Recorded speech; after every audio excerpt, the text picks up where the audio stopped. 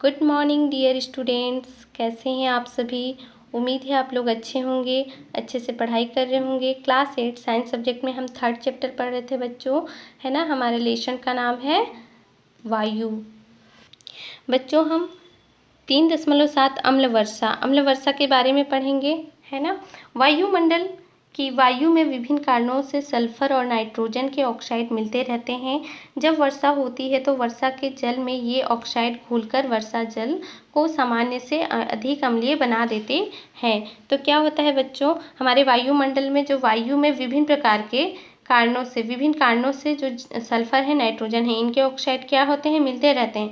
और जब वर्षा होती है तो ये ऑक्साइड क्या करते हैं, जल में घुल जाते हैं। ठीक है, वर्षा के जल में घुल जाते हैं और जो जल सामान्य जल होता है उन्हें वो क्या करते हैं, अम्लीय बना देते हैं। ठीक है, बहुत अधिक अम्लीय बना देते हैं। इसे हम अम्ल वर्षा या फिर तेजाबी बारिश भी कहते हैं। इसमें नाइट्रिक अम्ल व सल्फ्यूरिक अम्ल मुख्य रूप से उपस्थित होते हैं। ठीक है, कौन कौन से अम्ल उपस्थित होते हैं अम्लीय वर्षा में, नाइट्रिक अम्ल और सल्फ्यूरिक अम्ल। ठीक है, अम्ल वर्षा के प्रभाव। तो बच्चों यहाँ पर जो अम्ल वर्षा के प्रभाव है, इनकी ये किन किन कहने का मतलब कौन कौन से वस्तु को प्रभावित करते हैं, है ना, अपने अम्लीय वर्षा के कारण। बच्चों देखिए यहाँ पर क्या होता है कि अम्ल वर्षा के कारण पौधों के पत्ते पहले पीले पड़ जाते हैं, है ना। यदि अम्ल वर्षा हो तो उसके कारण से क्या होता है, पौधों के जो पत्ते होते हैं वो पीले पड़ जाते हैं और फिर नष्ट हो जाते हैं। अम्ल वर्षा मृदा तथा जंगलों को नुकसान पहुंचाती है ना। मृदा मतलब मिट्टी, और जंगलों में जितने भी हमारे पेड़ पौधे होते हैं सभी को अम्ल वर्षा नुकसान पहुंचाते हैं। इससे जल स्रोत भी प्रदूषित होती है। ठीक है, हमारे जितने भी जल स्रोत हैं जैसे समुद्र है, महासागर है ना, हमारा तालाब है, कुआं है, झील है ना, नदियां हैं, ये सब जल के स्रोत हैं और जल के स्रोतों को अम्ल वर्षा क्या करते हैं, प्रदूषित कर देते हैं। ठीक है, जिससे मछलियां की बहुत सी प्रजातियां विलुप्त हो रही हैं। यह मानवीय स्वास्थ्य के लिए भी हानिकारक है, मतलब मनुष्य के स्वास्थ्य के लिए भी हानिकारक है। ठीक है, अब हम देखेंगे अम्ल वर्षा भवनों, मूर्तियों, विशेषकर पत्थर एवं संगमरमर से बनी वस्तुओं से अभिक्रिया कर क्षरण करती है। क्षरण मतलब नुकसान पहुंचाती है ना, हानि पहुंचाती है। जैसे आगरा स्थित ताजमहल का क्षरण। बच्चों हम देख सकते हैं आगरा में स्थित जो ताजमहल है वो अम्ल वर्षा के कारण ताजमहल का क्षरण हो रहा है ना, हानि पहुंच रही है। 3.8 वायुमंडलीय दाब। आपने देखा होगा कि जब गाड़ी के ट्यूब में हवा भरी जाती है तो ट्यूब फूल जाती है, ऐसा क्यों? आइए इसे समझने के लिए क्रियाकलाप करें। तो बच्चों हम क्रियाकलाप 5 करके देखेंगे। इसमें आवश्यक सामग्री में हम साइकिल के पंप लेंगे, साइकिल ट्यूब और गुब्बारा लेंगे। ठीक है, सर्वप्रथम साइकिल पंप की सहायता से साइकिल ट्यूब और गुब्बारे में हवा भरिए। अब आप देखेंगे कि गुब्बारा तथा साइकिल ट्यूब दोनों ही फूल गए हैं। इसका क्या कारण है? ठीक है, तो हम देखेंगे बच्चों, वायु में उपस्थित गैसों के सूक्ष्म कण गुब्बारे और साइकिल ट्यूब की दीवारों से टकराकर उन पर दाब डालते हैं। कहने का मतलब है बच्चों की गैसों में भी सूक्ष्म कण कहने का मतलब है बहुत छोटे कण गुब्बारों में भी, गैसों में भी पाए जाते हैं, जो गुब्बारे और साइकिल के ट्यूब की दीवारों पर टकराते हैं, है ना, और उन पर वो क्या करते हैं, दाब डालते हैं, दबाव डालते हैं। इस तरह उतनी ही जगह में और वायु भर जाती है तो वह भी दाब डालती है। इस प्रकार हमारे चारों ओर स्थित वायुमंडल द्वारा आरोपित दाब वायुमंडलीय दाब कहलाता है। पृथ्वी की सतह से ऊपर जाने पर वायु का घनत्व बदलने के कारण दाब भी बदल जाती है ना। ऊपर जाने पर वायु का घनत्व घटता है जिससे वायुमंडलीय दाब में कमी हो जाती है। ठीक है बच्चों, अब हम देखेंगे 3.8.1 वायुमंडलीय दाब के कुछ प्रभाव। हमारे शरीर पर वायुमंडल अत्यधिक दाब डालता है। ठीक है, क्या आपने कभी सोचा है कि जब यह दाब बहुत अधिक होता है तब हम पिचक क्यों नहीं जाते?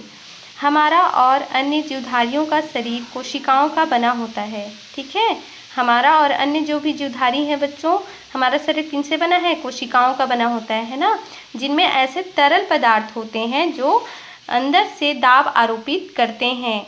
कोशिकाओं के अंदर से आरोपित यह दाब वायुमंडलीय दाब के बराबर होता है। ठीक है, वायुमंडल और हमारे जो कोशिकाओं के अंदर जो दाब होता है वो दोनों जो आरोपित दाब होता है वो दोनों बराबर होता है।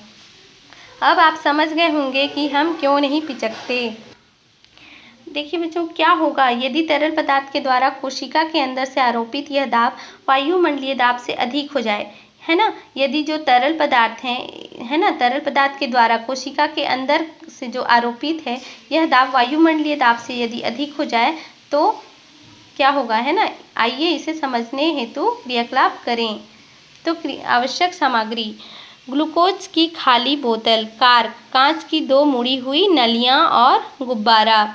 तो हम यहाँ पर आप लोग देख सकते हैं 2 हम ग्लूकोज की बोतल ले चुके हैं।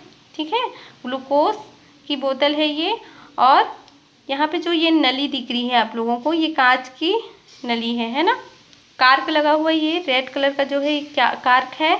ठीक है, और यहाँ पर गुब्बारा हम लगा दिए हैं। ठीक है, अब हम देखेंगे सर्वप्रथम कार्क में 2 छेद कर चित्रानुसार मोड़कर कांच की नली लगाइए। तो हम 2 छेद किए हैं और 2 नली लगाए हैं, एक नली ये और एक नली ये। ठीक है, पहली नली के निचले भाग में गुब्बारा लगाइए। तो हम पहली नली के निचले भाग में गुब्बारा लगा दिए हैं बच्चों। पहली नली के निचले भाग में गुब्बारा लगाइए और चित्र 3.6 का, तो 3.6 एक का नंबर का है। ठीक है, कार्क को बोतल के मुंह पर लगाइए और दूसरी नली को मुंह में लगाकर बोतल के भीतर की हवा बाहर खींचिए। तो हम क्या कर रहे हैं कि कार्क को, है ना, बोतल के मुंह पर लगाइए। बोतल के मुंह पर हम कार्क को लगा दिए हैं और दूसरी नली को मुंह में लगाकर बोतल के भीतर की हवा बाहर खींचिए। जो भीतर की हवा है उसको क्या करना है, मुंह के द्वारा बाहर खींचना है। ठीक है, ऐसा करने पर नली पर बंधे गुब्बारे पर क्या प्रभाव पड़ा, इसे नोट कीजिए। तो आप लोग देख सकते हैं बच्चों, ये जो गुब्बारा कैसा दिख रहा है, पिचक गया है। और यहाँ पर देखो क्या हुआ है, जब पिचका हुआ था और जब हम यहाँ के जितने भी वायु है उसको खींच लिए तो क्या हुआ, गुब्बारा फूल गया। बच्चों, चित्र 3.7 ख, अब पाएंगे कि गुब्बारा धीरे धीरे फूल जाता है ना। जब हम उसमें से हवा निकाल रहे थे, वायु को निकाल रहे थे मुंह से, ठीक है, तो क्या होता है, गुब्बारा धीरे धीरे फूल जाता है।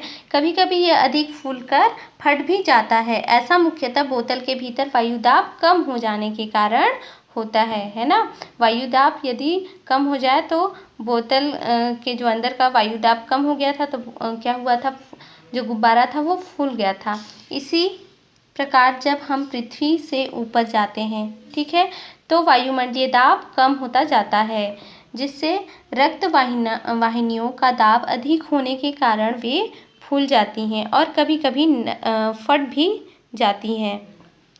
वायुमंडलीय दाब में परिवर्तन मौसम को भी प्रभावित करता है। जब किसी स्थान का वायुमंडलीय दाब अचानक कम हो जाता है तब आंधी तूफान आते हैं, और जब वायुमंडलीय दाब बहुत कम होता है तो वर्षा भी होने लगती है ना बच्चों।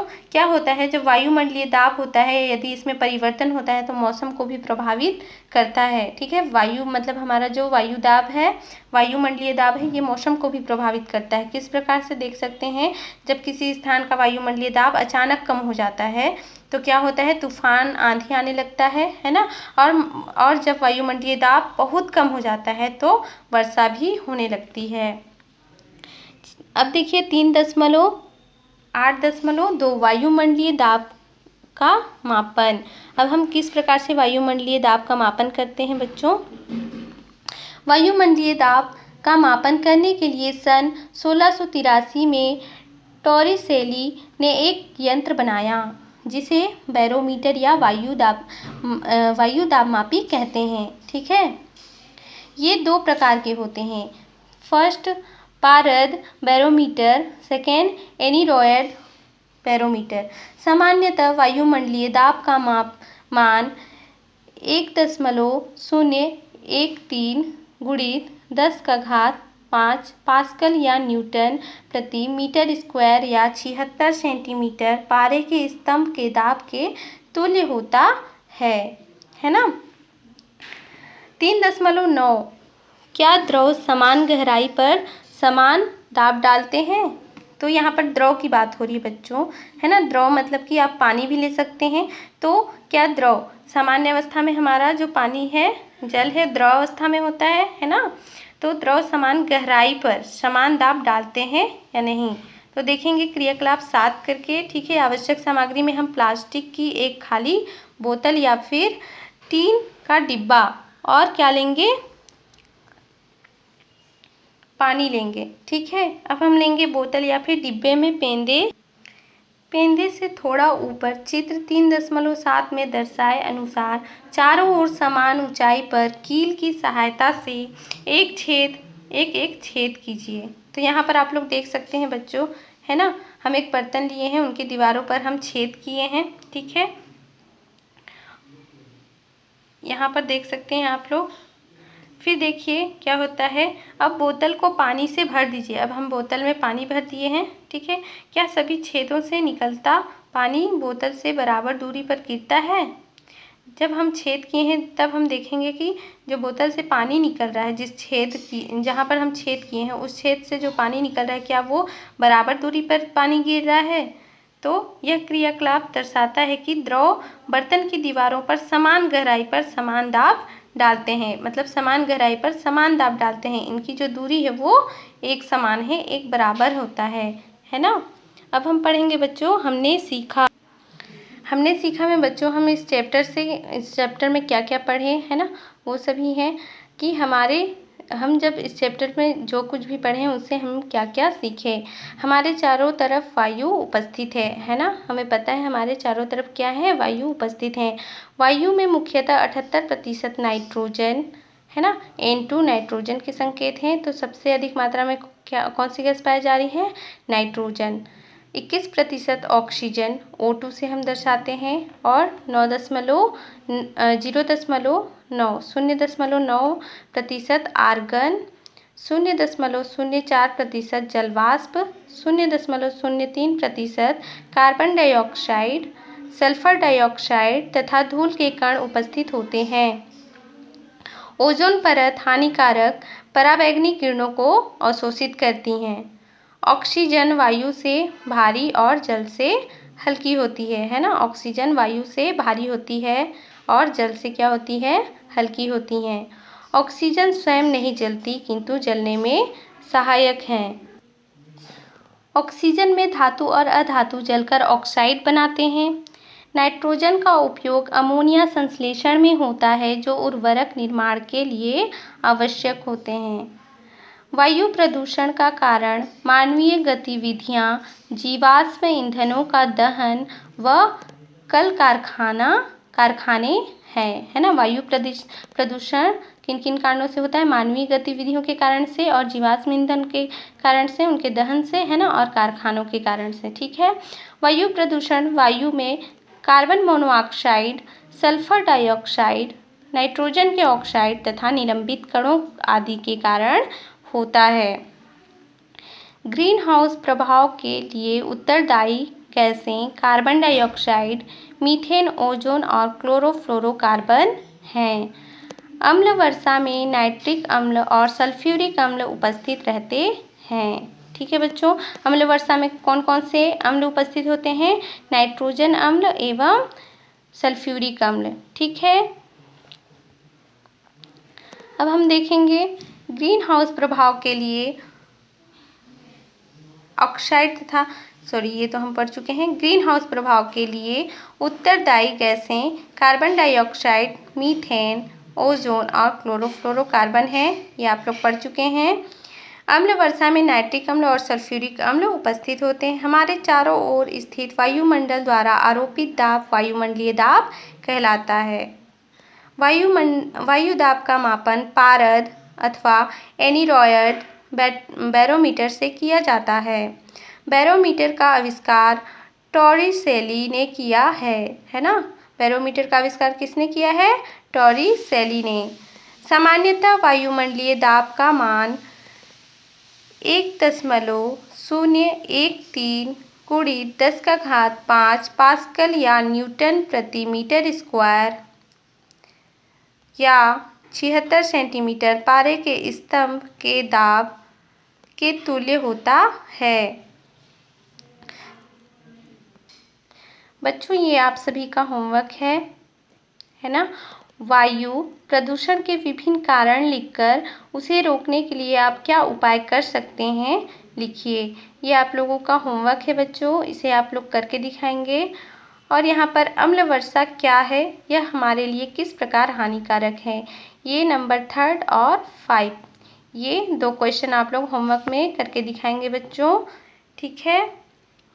और हमारा ये चैप्टर समाप्त होता है। हम नेक्स्ट वीडियो में नेक्स्ट चैप्टर पढ़ेंगे, 4th चैप्टर, जिसका नाम है रासायनिक अभिक्रियाएं कब और कैसी कैसी।